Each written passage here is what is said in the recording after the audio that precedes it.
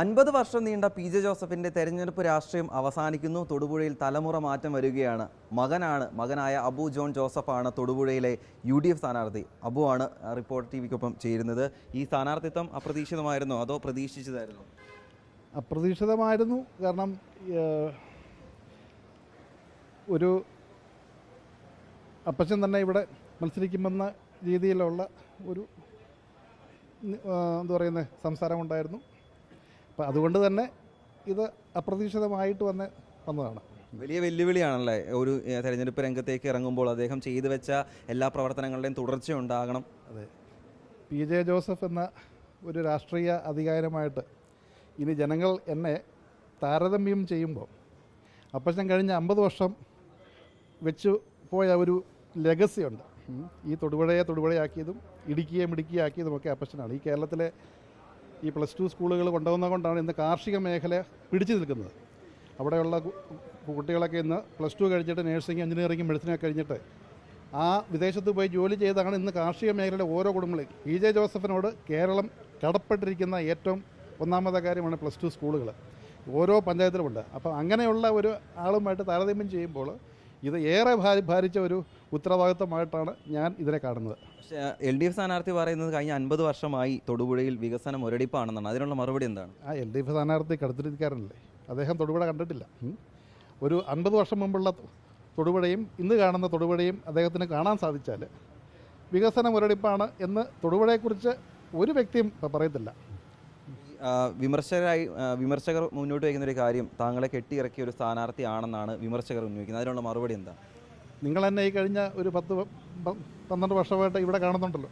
ഞാനിവിടെ സംഘടനാ പ്രവർത്തനവും രാഷ്ട്രീയ പ്രവർത്തനവും പാർട്ടിയുടെ 14 ജില്ലകളിലുള്ള ജില്ലാ കമ്മിറ്റികളിലും ഒക്കെ സംഘടിപ്പിച്ച് പാർട്ടിയുടെ എനിക്ക് ഏൽപ്പിച്ചെന്ന പദവി ആയ സ്റ്റേറ്റ് കോർഡിനേറ്റർ, ഒരു സ്റ്റേറ്റ് കോർഡിനേറ്ററിൻ്റെ ജോലി തന്നെയാണ് ഞാൻ ഈ കഴിഞ്ഞ കാലഘട്ടത്തിൽ ചെയ്തിട്ടുള്ളത്. തൊടുപുഴയിലും ഇതുപോലെ തന്നെ.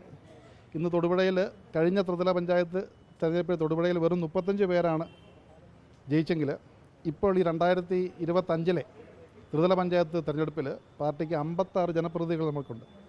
56 പേർ ഉണ്ടായത് ഇവിടെയുള്ള ഓരോ മണ്ഡലം കമ്മിറ്റിയും വാർഡ് കമ്മിറ്റിയും പുനഃസംഘടിപ്പിച്ച് വിളിച്ചുകൂട്ടി മെനക്കെട്ട് തന്നെയാണ് ഈ തൊടുപുഴയിൽ പാർട്ടി സംവിധാനം ഉണ്ടാക്കിയിരിക്കുന്നത്. അപ്പം പാർട്ടി പ്രവർത്തകൻ എന്ന രീതിയിൽ എന്നെ ഏൽപ്പിച്ച ഉത്തരവാദിത്വം ഞാൻ എന്നെക്കൊണ്ട് കഴിയുന്ന രീതിയിൽ നിറവേറ്റി എന്നുള്ള ഉത്തമ ബോധ്യം എനിക്കുണ്ട്. അതിനുള്ള അംഗീകാരമായിട്ട് കൂടി ഞാൻ ഇപ്പോൾ വന്ന ഈ ഒരു സ്ഥാനാർത്ഥിത്വത്തെ കാണുകയാണ്. ഒരു കാര്യം കൂടി, താങ്കളുടെ സ്ഥാനാർത്ഥിത്വത്തിൽ അതൃപ്തരായ കുറച്ച് ആളുകൾ സമൂഹ മാധ്യമങ്ങളിൽ ഉൾപ്പെടെ പോസ്റ്റൊക്കെ പങ്കുവച്ചിട്ടുണ്ട്. അപ്പോൾ അതൃപ്തരായ ആളുകളെ എങ്ങനെയായിരിക്കും അനുനയിപ്പിക്കുക? അതൃപ്തരായ ആളുകൾ ഇത് രാഷ്ട്രീയമാണ്. അതൃപ്തിയും എതിർപ്പുകളൊക്കെ ഉണ്ടാവും. പക്ഷേ എല്ലാവരെയും മാണി സാറും PJ ജോസഫൊക്കെ നേതാക്കന്മാരായത് എതിർ ശബ്ദമുള്ള പല ശബ്ദങ്ങളുള്ള പല ആശയങ്ങളുള്ള പല കാഴ്ചപ്പാടുള്ള ആളുകളെ ചേർത്ത് നിർത്തിയപ്പോൾ ഞാൻ പറയുന്നത് അംഗീകരിക്കുന്നതും ഞാൻ ചിന്തിക്കുന്ന പോലെ ചിന്തിക്കുന്നതും മാത്രം ഈ പാർട്ടിയിൽ മതിയെന്ന് ഞാൻ ചിന്തിച്ചാൽ ഈ പാർട്ടി ഞാൻ മാത്രമേ കാണത്തുള്ളൂ. എതിർപ്പുള്ളവരെയും ഇല്ലാത്തവരെയും സ്നേഹിക്കുന്നവരെയും ശത്രുക്കളെയും ഒക്കെ ചേർത്ത് പിടിച്ച് ഞങ്ങളുടെ സഭ പറയുന്ന പോലെ ശത്രുക്കളെ സ്നേഹിക്കുക, നിന്നെപ്പോലെ നിൻ്റെ അയൽക്കാരെയൊക്കെ സ്നേഹിക്കുക, മനസ്സിലായോ?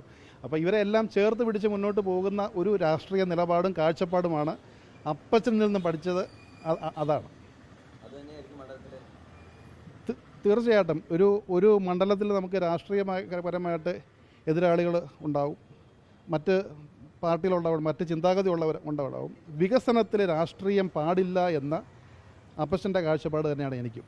ഇവിടെ വികസനമെന്ന് പറയുന്നത് ഇവിടെ ഒരു ജനപ്രതിനിധിയായിട്ട് ഇവരെ എന്നെ ജയിപ്പിക്കുവാണെങ്കിൽ ഇവിടെ ഇന്ന് പറന്നു വീഴുന്ന ഒരു കുഞ്ഞു കുട്ടിയുടെ വരെ പ്രതിനിധിയായിട്ടാണ് ഞാൻ ഇവിടുന്ന് തിരഞ്ഞെടുക്കപ്പെട്ടാൽ ആകാൻ പോകുന്നത്. ഇവിടെയുള്ള ഓരോ ജനങ്ങളും എൻ്റെ ഹൃദയത്തിലാണ്.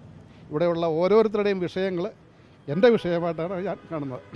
തീർച്ചയായിട്ടും കഴിഞ്ഞ 50 വർഷമായി PJ ജോസഫ് തൊടുപുഴയുടേതായിരുന്നു, തൊടുപുഴ PJയുടെയുമായിരുന്നു. അതിന് പകരം ഇപ്പോൾ തലമുറ മാറ്റം ഉണ്ടാകുന്നു. മകൻ അബു ജോൺ ജോസഫ് തൊടുപുഴയിലെത്തുന്നു. അദ്ദേഹത്തിൻ്റെ ചുവട് പിടിച്ച് വിജയിച്ച് കയറാമെന്ന പ്രതീക്ഷയിൽ തന്നെയാണ് അബുവും ഉള്ളത്. വീഡിയോ ജേർണലിസ്റ്റ് ജിതിൻ മാങ്ങാനത്തിനൊപ്പം റിപ്പോർട്ടർ രാഹുൽ സുരേഷ്, റിപ്പോർട്ടർ, ഇടുക്കി.